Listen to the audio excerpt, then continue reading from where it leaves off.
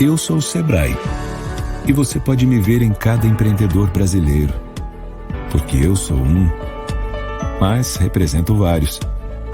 Eu sou a força que impulsiona os empreendedores e os faz chegar mais longe.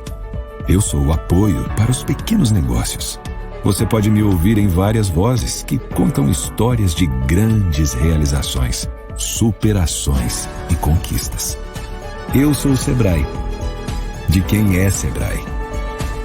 Eu sou capaz de grandes feitos, de grandes números, mas também de pequenos gestos, que mudam muito mais que realidades. Mudam vidas. Porque é isso que me move. E é isso que me faz ser pelo Brasil.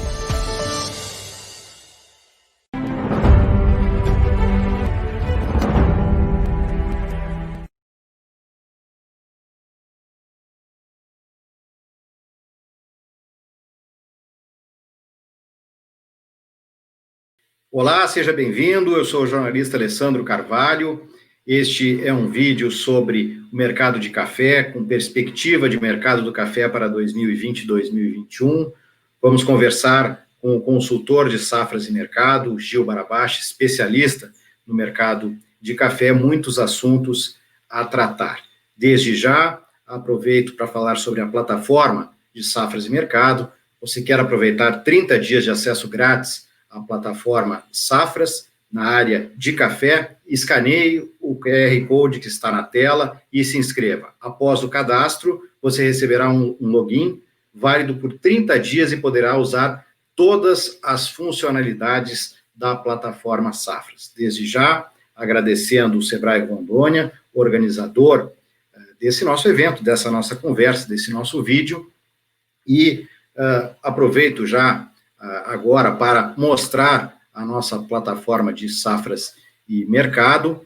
Temos aí, podemos acompanhar as oscilações dos preços do café na Bolsa de Nova York, o contrato de dezembro, a gente vê toda a volatilidade com um movimento de alta e agora corrigindo para baixo os preços do café. Aqui na plataforma de safras você tem inúmeras possibilidades, tem as notícias de safras e mercado, da agência Safras, da agência CMA, cotações dos mercados agropecuários, pode fazer seus gráficos, ter suas análises especializadas. E já aproveito agora para iniciar a nossa conversa com Gil Barabache. Gil, a gente está vendo nessa tela, viu nessa tela de toda essa volatilidade da Bolsa de Nova York. O que a gente pode começar falando sobre esse mercado de café que passa por tanta turbulência, especialmente agora nessas últimas sessões? Oi, Alessandro. Oi para todo mundo.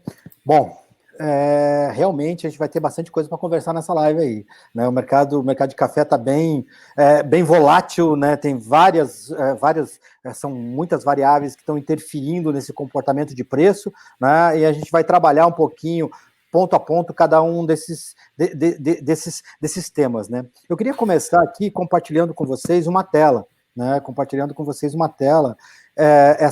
Essa tela que tem o preço do café, a formação de preço do café. A gente vai conversar com o café arábica, viu, Alessandro? Que você destacou no começo, com a Bolsa de Nova York. Aqui, as variáveis que ajudam na formação do preço do café arábica no mercado interno, né? O café é um produto de exportação, então o preço é dado de fora para dentro. Então, as variáveis que interferem no preço, você começa a precificar o café no porto. Então, você tem uma bolsa de referência, que é a Bolsa de Nova York, né? E o preço lá em Nova York, a gente pode olhar por esse gráfico, que vem, apesar dessa correção, dessa forte correção que a gente vem observando nos últimos 2 dias, ainda sustenta uma alta considerável. Então, quer dizer, você tem aí, de julho para cá, um rally na Bolsa de Nova York, que ajuda aí os preços internacionais do café. Por outro lado, a gente tem na telinha do lado ali os diferenciais no porto, né? Com essa disparada do preço lá em Nova York, os diferenciais, que são os preços que são negociados, o base, né? Que é negociado o café nos portos brasileiros, ele vem perdendo força, ele vem se enfraquecendo, né? Diante aí da pressão da chegada da safra e diante aí desse rally que a gente observou lá em Nova York, né? Então, essas duas variáveis ajudam a gente a entender esse preço em dólares que o produtor de café arábica está recebendo no porto. né? Daí a gente vai trazer vai internalizar isso, a outra variável que pesa é o câmbio. E a gente vê que o câmbio vem subindo bastante, vem acumulando aí. Se a gente vê do começo do ano até agora, o câmbio está bem alto, né? Começou com R$4, já foi perto de 6, caiu abaixo de 5, agora subiu mais. Aí vem se mantendo acima de 5,20, que é um patamar alto para o dólar, né? Ajuda a formar, mesmo com essa realização. E isso explica esse último quadrante ali à direita, por que o preço do café arábica subiu esse tanto, né? Essa formação de preço ajuda a gente a entender um pouco desse comportamento dos preços. Quais são as variáveis que estão pesando, em que momento elas pesaram, se de forma positiva ou negativa, como é que está sendo essa composição do preço da arábica no mercado interno. Gil, a gente vê aí essa oscilação toda da Bolsa de Nova York, que recentemente rompeu a linha de $1,30 por libra-peso para cima, né?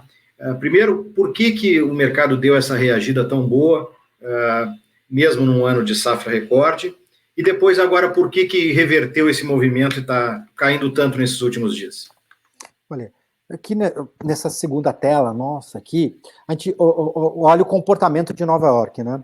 Então, Alessandro, o que a gente vê é o seguinte, ele caiu muito o preço de Nova York em função da pressão da safra recorde que a gente colheu esse ano. Então, isso foi sendo precificado, isso já vem sendo precificado desde o ano passado, né? Então, desde o ano passado, esse preço, o mercado internacional já vinha trabalhando com esse cenário de safra recorde no Brasil e Nova York, né, que é a Nova York, tanto a ICE Nova York como a ICE Europa já vinham precificando, já vinham antecipando esse cenário de safra recorde do Brasil. E a gente vê claramente aqui no gráfico, quando esse preço caiu ali em junho, julho, nesse patamar abaixo de $1 por libra-peso, né? Então, esse foi o momento de pressão de safra, né? E daí, de lá para cá, o que a gente viu? A gente viu um rally no preço. É uma mudança de comportamento. Primeiro, como o mercado já tinha assimilado essa safra recorde e ela se confirmou, né? Ele começou o quê? Sair um pouquinho desse cenário de safra recorde e olhar para frente, olhar para 2021. Né? E daí, olhando para 2021, começou a mudar um pouco o foco, né? Sair de 20 para 21. Daí, duas variáveis começaram a chamar a atenção. Primeiro é a questão de clima no Brasil, esse clima seco no primeiro semestre, né? Então você olha para 2021, depois de uma safra recorde, é natural que para a produção de arábica você tem uma queda na produção em função da alternância de carga, então você já olha para 21 com uma safra menor, e paralelamente a isso você olha para o clima, e o clima do primeiro semestre é um clima seco que pode se estender para o segundo semestre. Então, quer dizer, o mercado começou a sair de uma situação de excesso de oferta e trabalhar com um cenário de oferta mais baixa. Paralelamente a isso, uma outra variável importante é a questão de falta de suaves e os estoques certificados baixos em Nova York, né? Isso também é um outro fator que pesou aí para essa subida do preço. E como a gente viu aqui, o preço foi acima de 130 centavos, né? E agora, mesmo caindo aí, ele agora está próximo dos 120 centavos aí, nesse meio desse meio de terça-feira aí, mesmo ele caindo, devolvendo aí 30%, né? Ele devolveu 30%, ele subiu 27% dessa alta de 96 até os 135, ele devolveu 30%, ainda está num patamar acima de 120 centavos. Se a gente pegar lá de junho, que ele estava abaixo de 1, aí ele consegue sustentar um ganho de 20% em relação ao fundo do poço que foi na entrada de safra do Brasil. Certo, você falou sobre os estoques certificados, e eu sei que temos uma tela daqui a pouco para mostrar sobre isso, mas é realmente impressionante que os estoques certificados da Bolsa de Nova York, que terminaram 2019 um pouco acima de 2 milhões de sacas, né, agora já estão quase na linha de 1 milhão de sacas, ou seja, quase perdendo 50%. Né? O que a gente pode dizer que se deve a essa queda tão abrupta assim, ao longo deste ano de 2020 nos estoques certificados da Bolsa de Nova York? A gente sabe que tem a carência, né, em muitos momentos, de suaves, como os colombianos, como os da América Central, mas o que levou aí a esse enxugamento tão forte dos estoques certificados da Bolsa?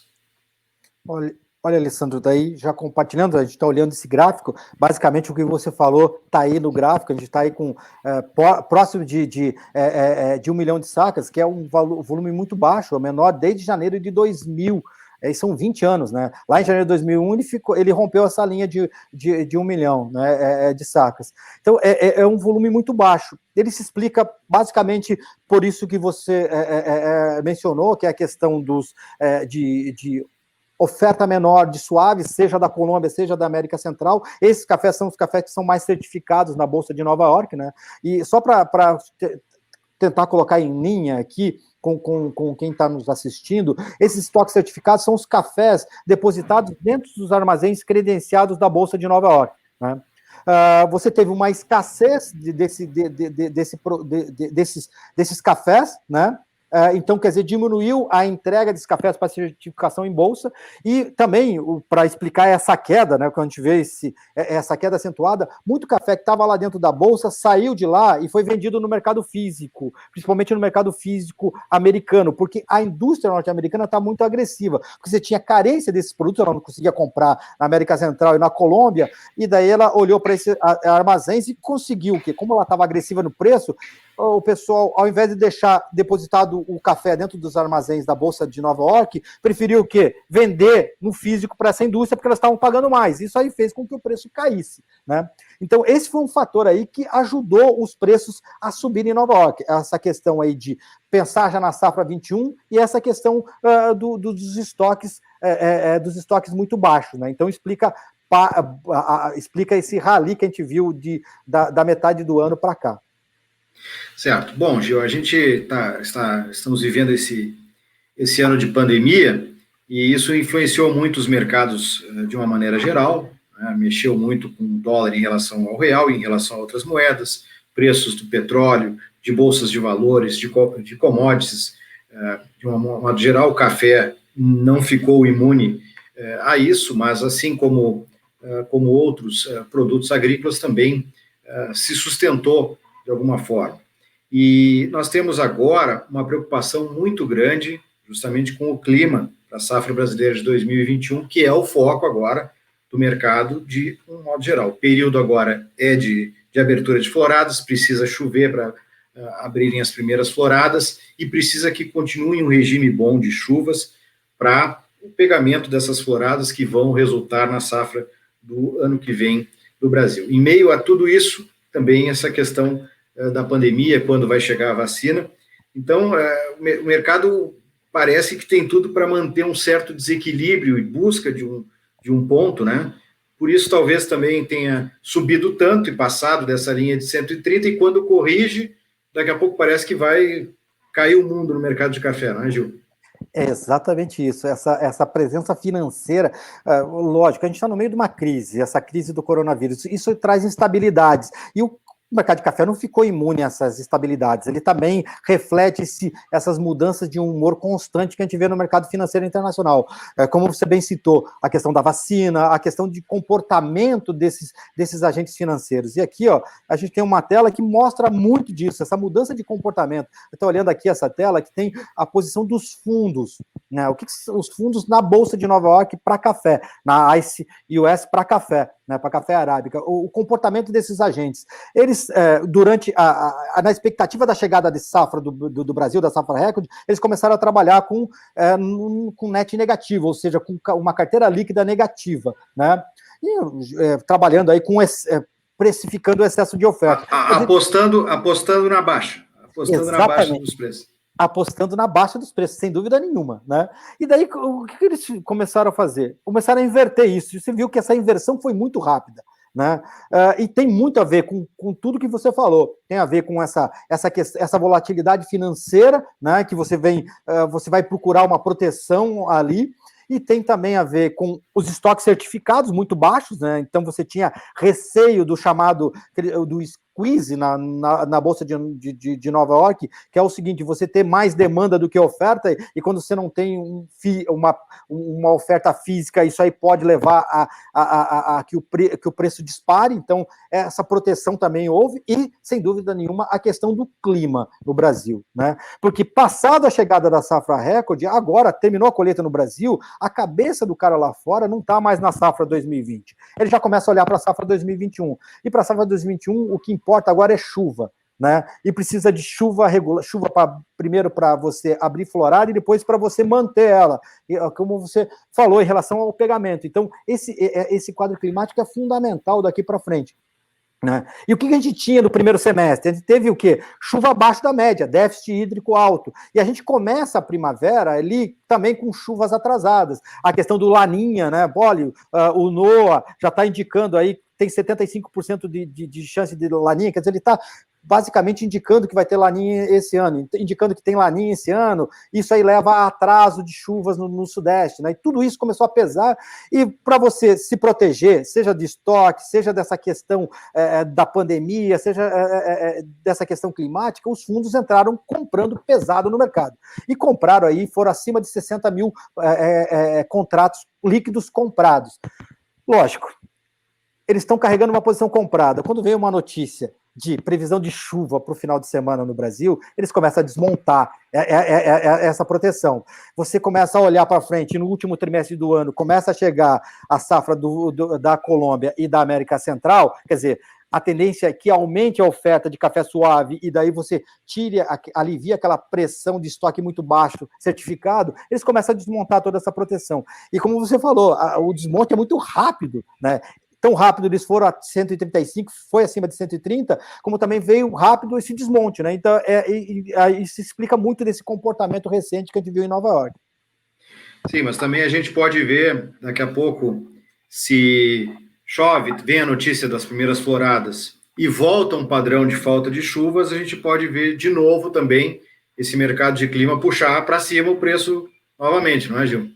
Sem dúvida nenhuma, é o chamado mercado de clima com as floradas no Brasil, né? E esse é um ano um pouco perigoso, como eu falei, em relação, primeiro, que você tem um Laninha, né? Segundo, porque você tem um estresse muito grande da planta, porque você vem de uma carga alta, e terceiro ponto, que você vem no primeiro semestre do ano de chuva muito abaixo da média. Então você tem algumas variáveis aí que pode complicar esse desenvolvimento da safra. Então a gente entra, você chove, e daí você alivia um pouco. Então, você fica algumas semanas sem chover, de novo, todo esse quadro de complicação em relação ao desenvolvimento da próxima safra começa a pesar nos preços, né? E daí você tem essas subidas e descidas, né? Características do mercado de clima, e agora ele saiu do inverno, saiu da safra 20, e a gente já está olhando para a safra 21, está pensando em florada, está pensando em chuva. Certo. Bom, falando de novo da nossa plataforma de safras, esse material todo elaborado pelo Gil, tudo com base da nova plataforma de safras e mercado. Se você quer aproveitar 30 dias de acesso grátis à plataforma Safras, na área de café, no segmento café, escaneie o QR Code que está na tela e se inscreva. Após o cadastro, você vai receber um login válido por 30 dias e pode usar todas as funcionalidades da plataforma Safras na área de café. É muita coisa, você pode comparar gráficos dos preços futuros da Bolsa de Nova York, da Bolsa de Londres, com os preços no nosso mercado físico, nas mais variadas regiões que Safras e Mercado cobre. Pode conferir as informações da nossa agência Safras. Enfim, você pode, escaneando o QR Code, ter acesso a 30 dias dessa plataforma.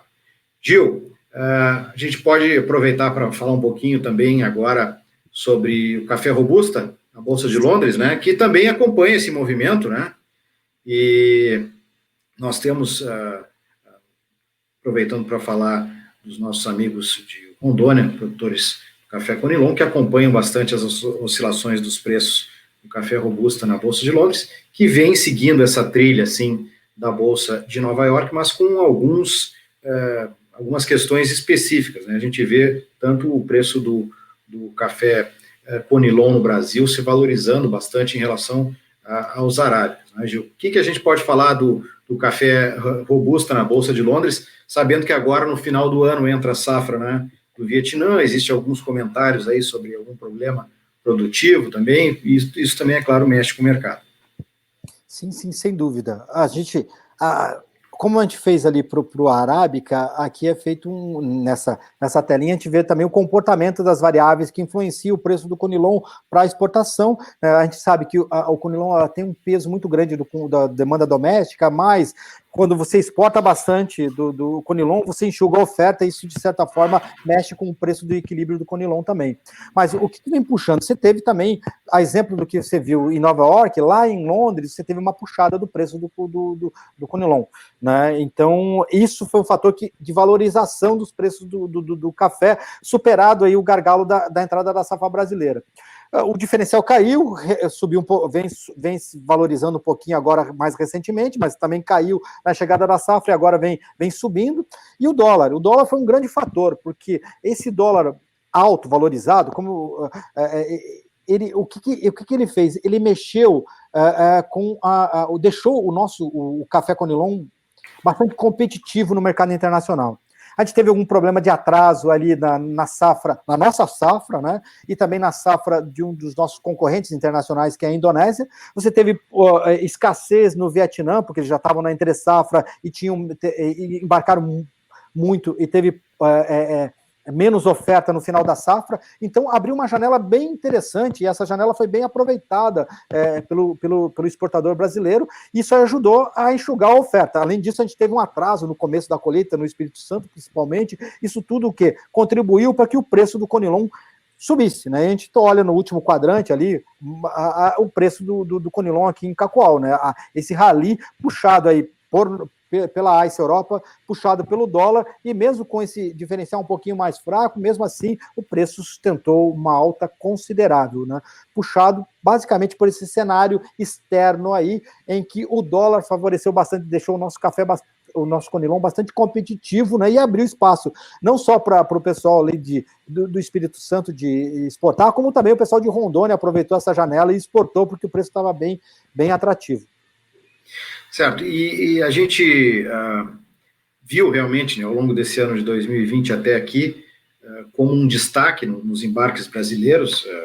Os embarques continuaram muito fortes, né, tanto para o Arábica, mas especialmente para o Conilon. Foi um destaque os embarques de Conilon ao longo desse ano, primeiro semestre de 2020, principalmente. É sustentável manter esse ritmo, ou vamos depender de muitas variáveis, vamos depender que o Vietnã realmente tenha problemas, Indonésia, porque o Brasil segue muito competitivo nas exportações com o dólar em patamares bem elevados, né?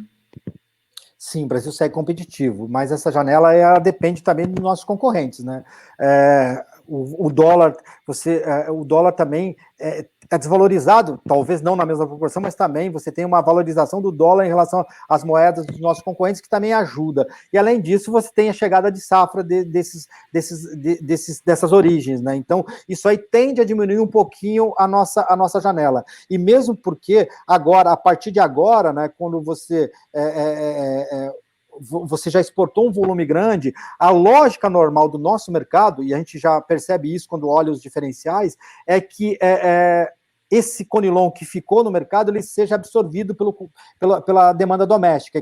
E para a indústria local, ela absorver esse café Conilon, ela precisa o quê? Ela tem que ser mais competitiva que a exportação. E daí ela faz o quê? Com que o preço, com preço mais alto do que a paridade para exportação. E daí, nesse caso, os diferenciais, né, no caso, o base negociado do Conilon, ele começa a se valorizar nos portos. E quando ele começa a se valorizar, entra o nosso concorrente, que entra agressivo normalmente na entrada de safra, isso aí tira um pouquinho da nossa competitividade, né? Mas o dólar ainda é um fator que mantém, por mais que você perca um pouco da competitividade quando entra no nosso concorrente, ainda mantém um espaço, uma janela interessante para o nosso Conilon numa exportação. Mas a tendência para o final do semestre, né, e começo do ano que vem, é que o Brasil perca um pouquinho de intensidade na exportação, e esse café Conilon que tem, principalmente o café de Rondônia, ele vá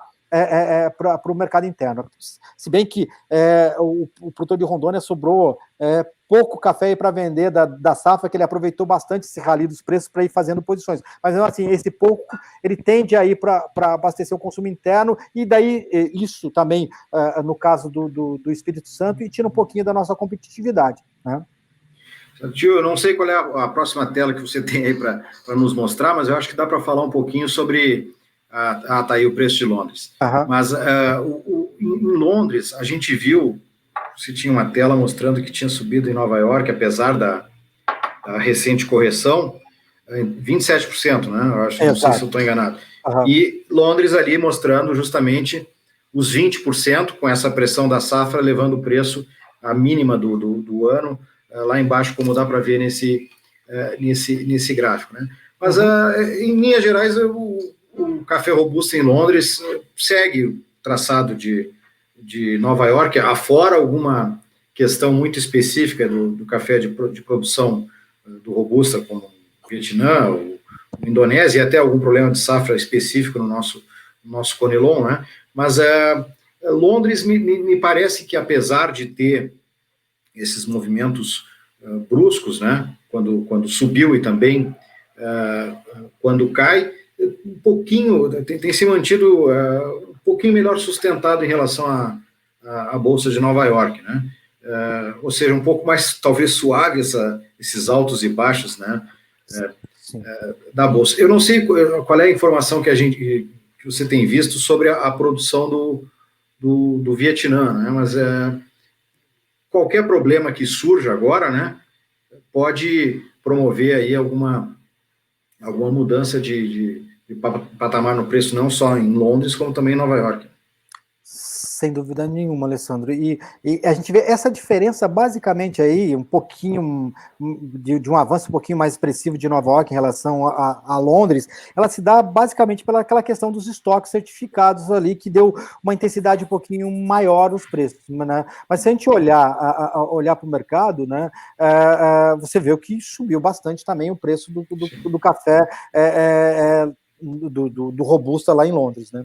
E olhando um pouco agora, né, o segundo maior produtor mundial de café e o principal produtor de Robusta no mundo, que é o Vietnã, a expectativa é que ele tenha uma safra ligeiramente menor do que ele teve nesse ano, né? Aí em torno de 30 milhões de sacas, o que é ainda uma safra grande, mas um pouco menor do que a gente viu nesse ano de 2020. Isso aí, digamos, na safra 19 e 20, para a safra 2021, que ele começa a colher agora no terceiro trimestre do ano, né? Mas a questão é como que ele vai distribuir essas vendas, né? E um fator que jogou a favor aí de uma recuperação dos preços do Conilon é que você tem esse ano foi um ano de recuperação de safra de arábica, né? Porque a safra recorde do Brasil foi uma safra em cima de recuperação de produção de arábica, né? Apesar que a gente teve uma recuperação da produção de Conilon, mas esse é um ano de carga alta de arábica. Então, normalmente, você tem uma oferta maior, né, de arábica do que de Conilon aqui no Brasil. Isso foi um fator que também ajudou aí a dar um suporte, e a gente vê essa subida também expressiva do preço do Robusta lá em Londres.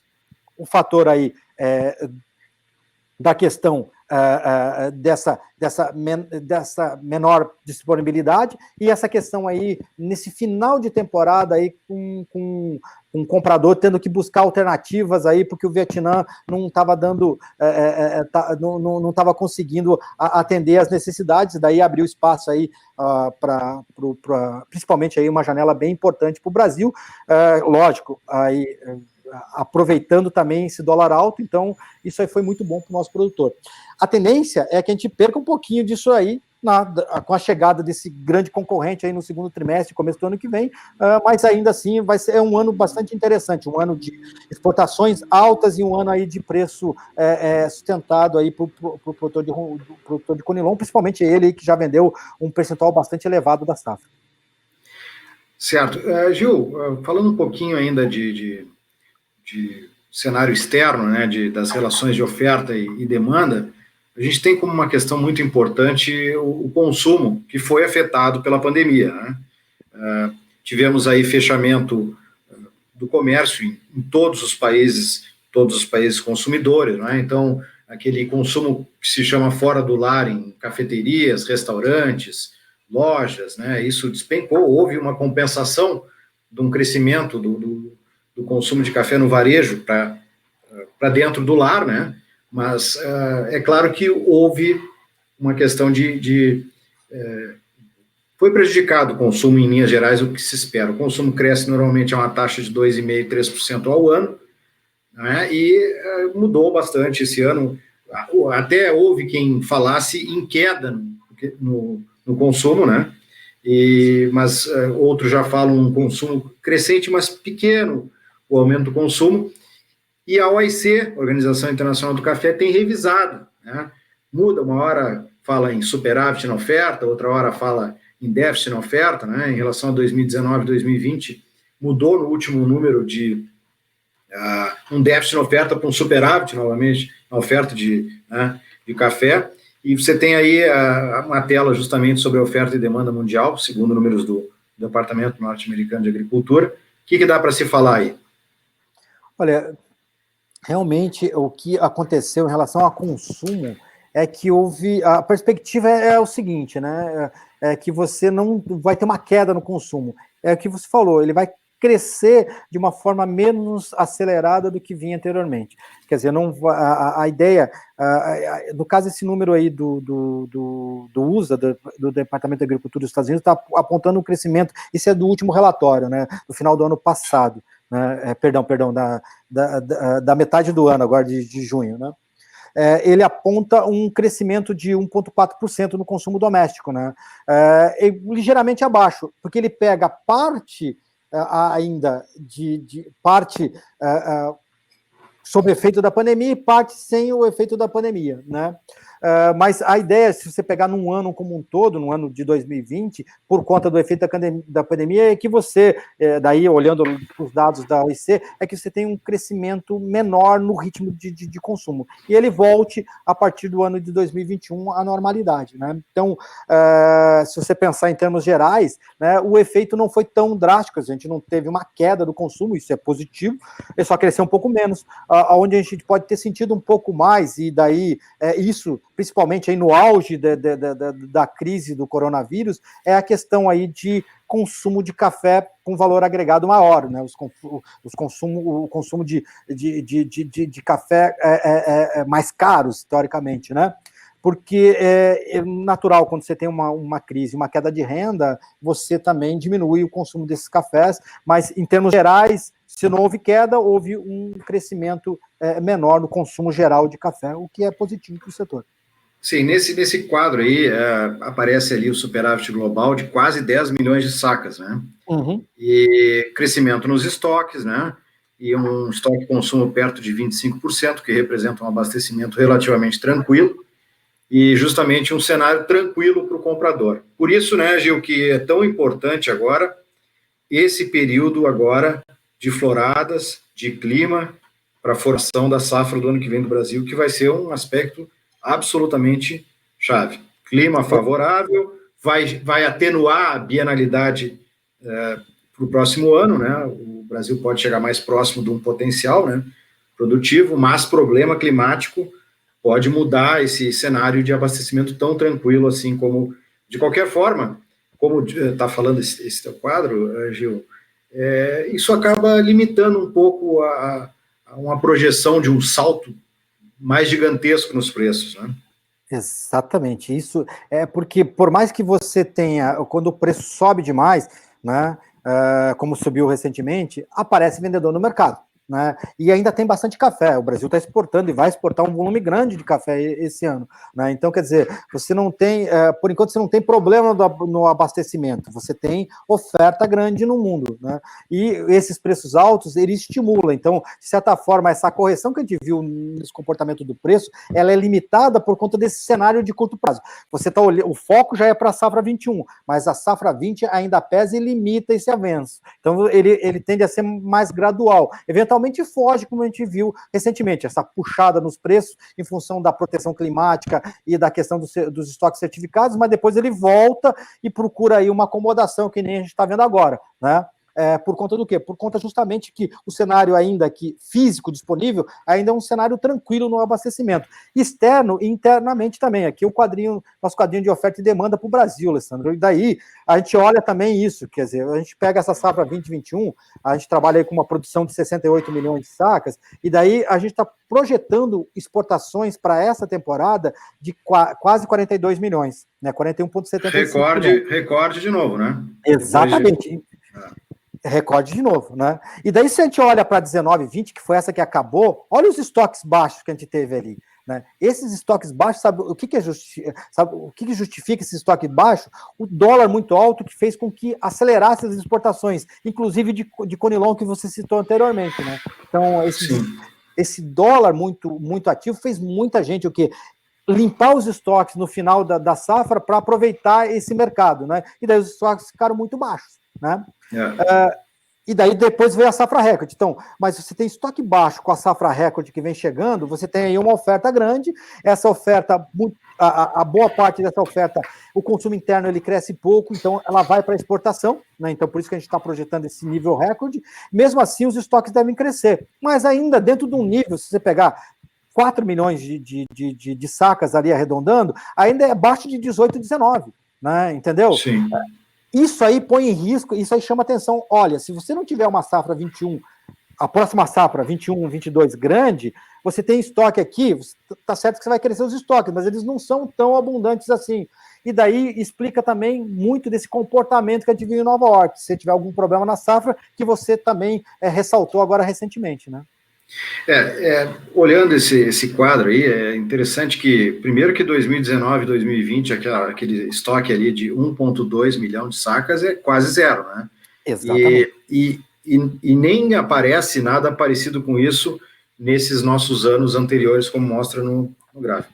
Por outro lado, depois dessa safra recorde do Brasil de 2020 e 2021, os estoques sim sobem, há uma recomposição, mas não continua sendo o segundo menor estoque de passagem, né, estoque desde os últimos que tem aí apresentados nessa tela. Não tem nenhum menor do que 3,8 milhões de sacas nesses.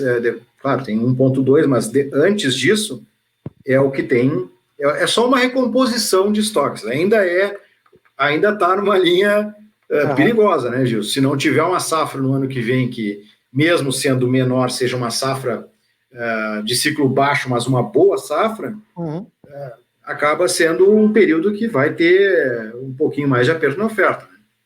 Sem dúvida nenhuma. É esse o ponto que está fazendo com que o mercado ele reaja a esse mercado de clima. Mesmo a gente tem uma safra grande, o Brasil vai exportar bastante, porque esse dólar ele motiva a exportação, quer dizer, está todo mundo que pode estar vendendo para o mercado externo, porque o dólar motiva isso, né?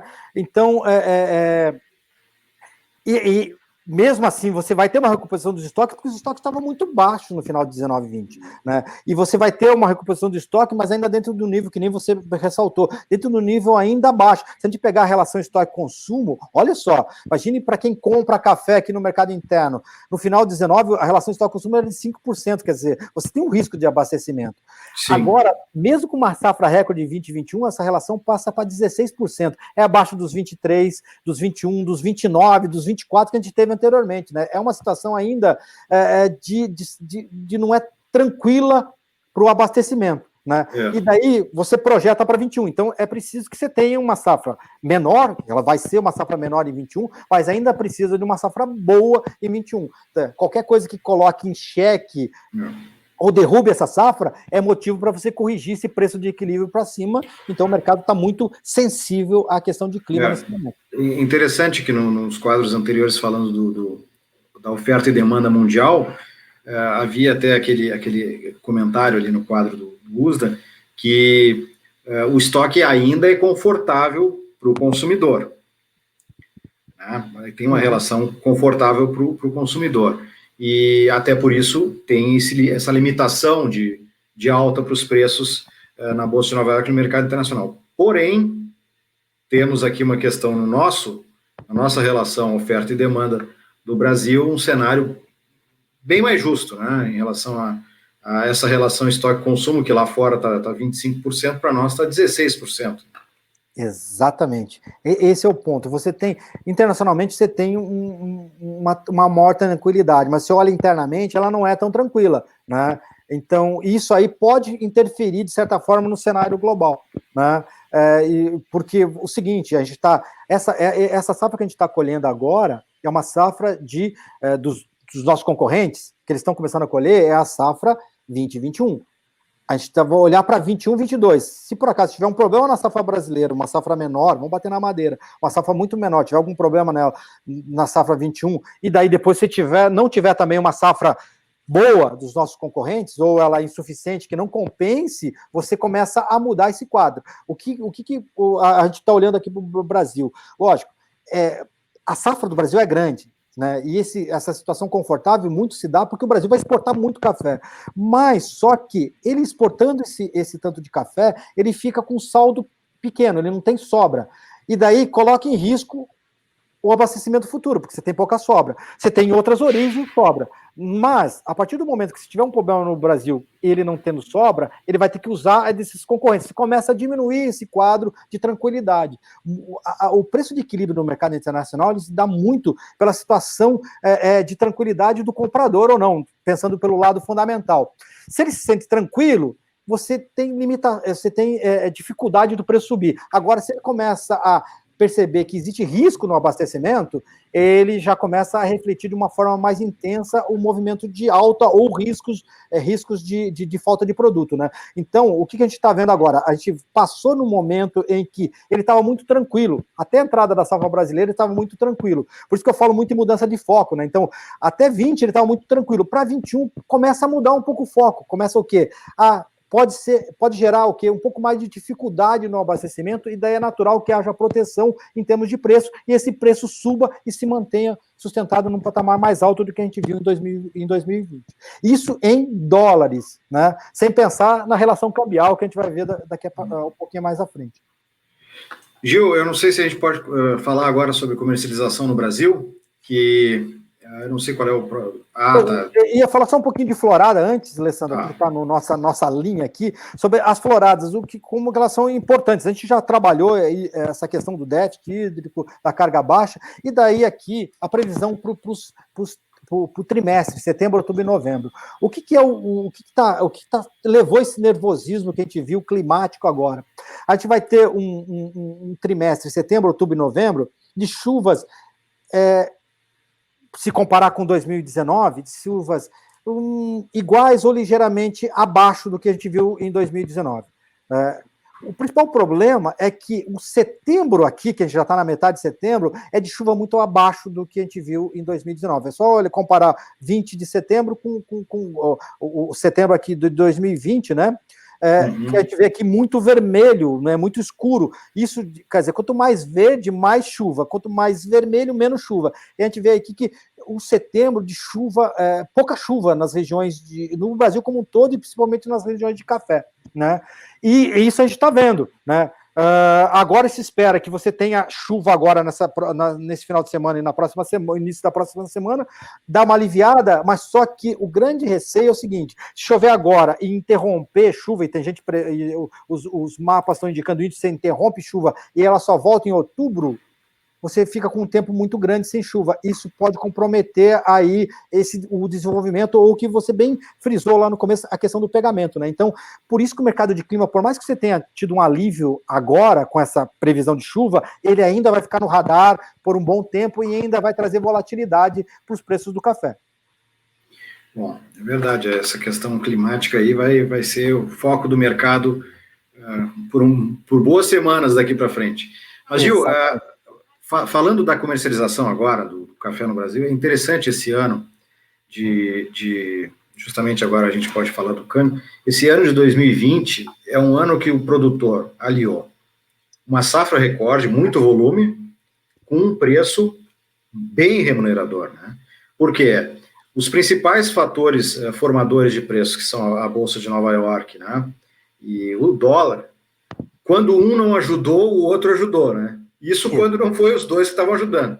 Então, exatamente, o dólar chegou a bater quase 6, depois corrigiu, né, para quase 4, mas avançou e passou de 5 novamente e vem firme, né? E nesse patamar ele garante preços firmes, sim, em reais no Brasil para o café e para outras commodities agrícolas também. E o Nova York também teve os seus repiques, os seus saltos, né? Acumula aí um movimento positivo nas cotações. Então, o produtor viu o melhor dos dois mundos, né? Que é uma safra cheia, com um preço bom, e tanto que nós temos, como depois a gente vai mostrar adiante, uma comercialização que chega muito avançada, 60% da safra já vendida, e com o produtor vendendo também safras futuras 2021, 2022. Eu acho que tu vai começar falando pelo câmbio, né, Gil? Exatamente, só para a gente frisar isso, olha só o que a gente teve de câmbio, né?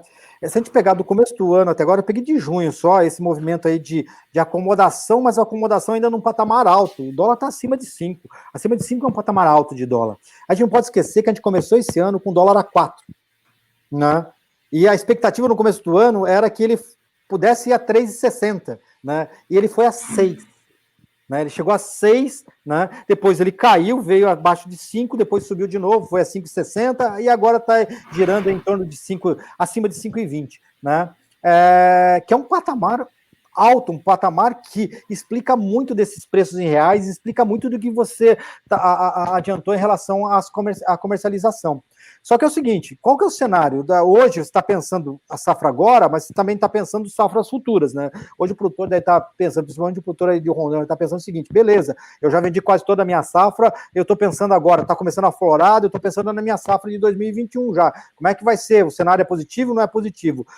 O cenário para o dólar é um cenário de acomodação, né? A ideia ali, aí pegando só um link com a pesquisa Focus, que faz as projeções de dólar, ela está projetando um dólar a 5,25 para o final do ano, ou seja, um dólar acomodado daqui até o final do ano, em torno aí de 5,20, 5,30, 5,25 em média, até o final do ano. Quer dizer, uma acomodação desse câmbio, porque tem muita incerteza no ar aí, né? A questão da pandemia, a questão da vacina, a questão aí dos PIBs negativos, a retomada, se vai ser em V, se vai ser em W, se é U, enfim, quer dizer, tudo isso pesa e leva uma leitura de mais acomodação no câmbio, né?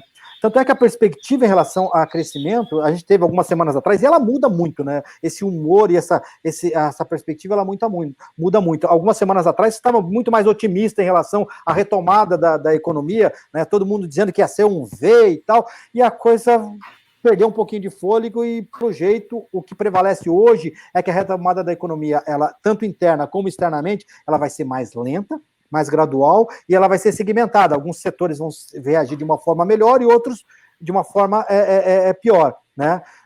Mas a projeção é essa. E para o ano que vem é de uma queda do dólar, mas não é de uma queda do dólar pequena, né? Então, quer dizer, se a gente trazer para o produtor em relação à variável câmbio que vem interferindo nos preços, a gente indica o seguinte, a ideia, a leitura é a seguinte, de uma acomodação, com o dólar ainda conseguindo se sustentar e projetando para o ano que vem um viés de baixa, né? E esse viés de baixa, ele está muito ligado à vacina, se vai ou não haver o desenvolvimento da vacina, porque é fundamental que haja para você ter uma retomada e uma abertura plena das economias, né?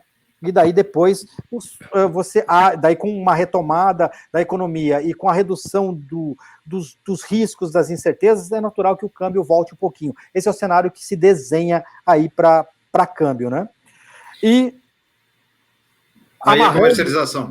Exatamente, amarrando aí esse câmbio alto com a comercialização, aqui os números, Alessandro, e daí trouxe para você que você falou dos 60% vendido contra 45% de média, ou seja, aí você tem 15 pontos percentuais acima da média de venda no Brasil, né? No caso do arábico tem 63 contra 43, a diferença é de 20 pontos percentuais, quer dizer, a venda de arábica está muito mais acelerada do que a de Conilon, por exemplo, que é 55 contra 52, né?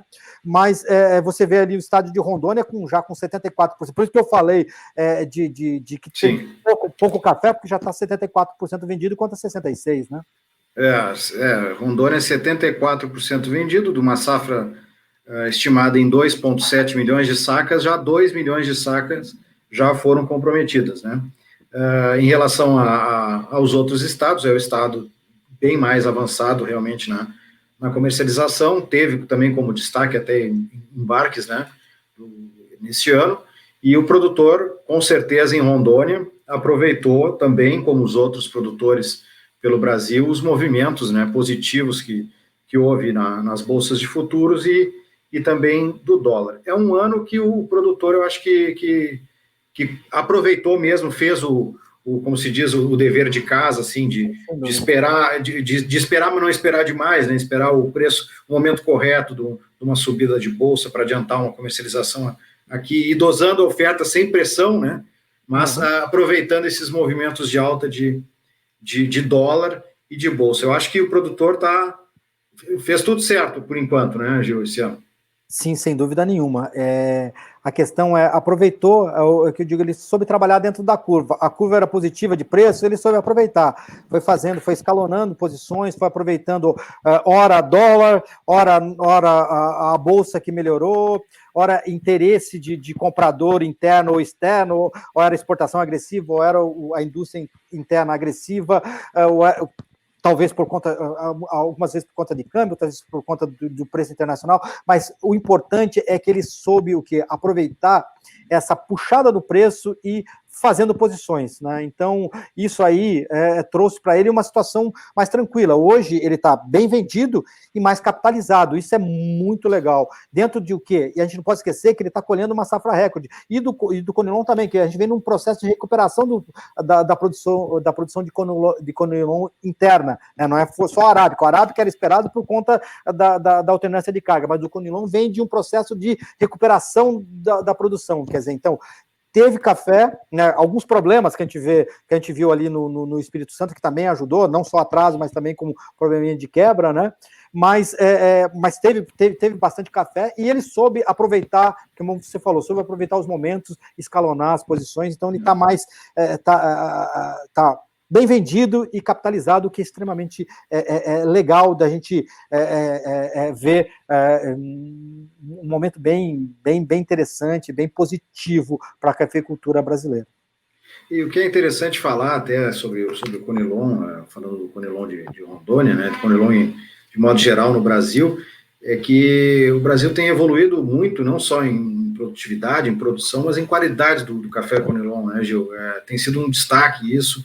Os produtores estão enxergando valor nisso, né? Estão tendo mais cuidados, então a gente tem visto o crescimento de qualidade também do café Conilon em Rondônia, em outros estados também do Brasil, que eu acho que é muito importante para o Brasil manter, né, até um ritmo de crescimento nas exportações, né?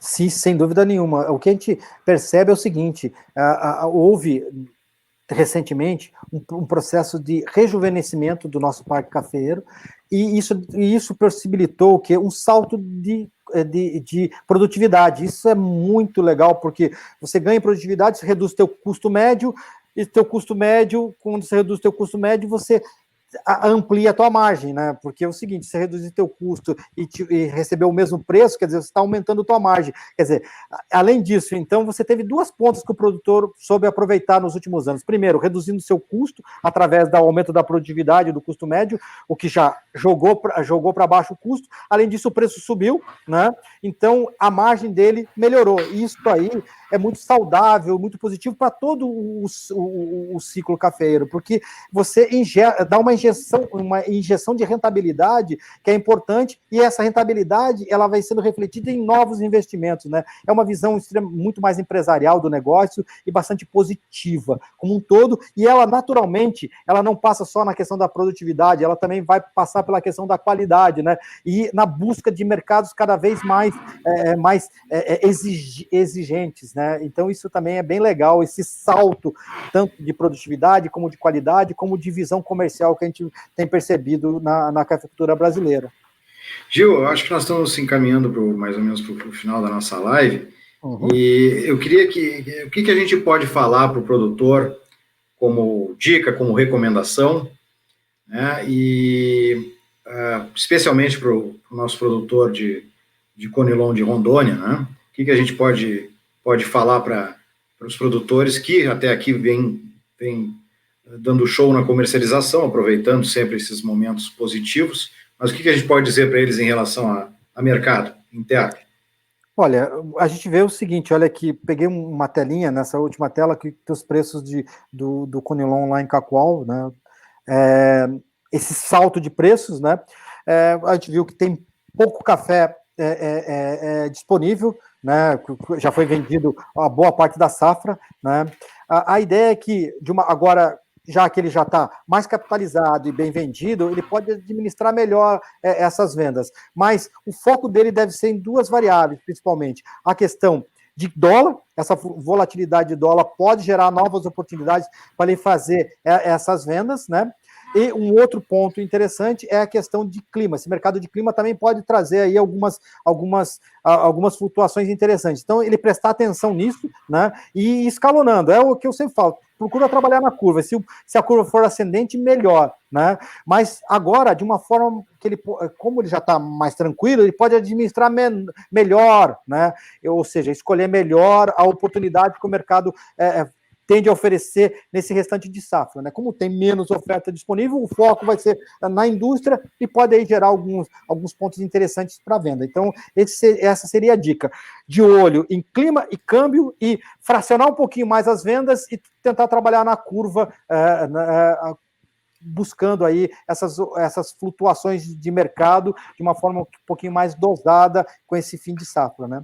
E um outro ponto interessante para se desenvolver é a questão aí de tentar aproveitar esse momento aí e também desenvolver o quê? Vendas futuras, né? Trabalhar aí com posições ou via exportação ou via mercado interno para começar a fazer venda para a safra 21. Isso já é muito comum em algumas regiões do Arábica.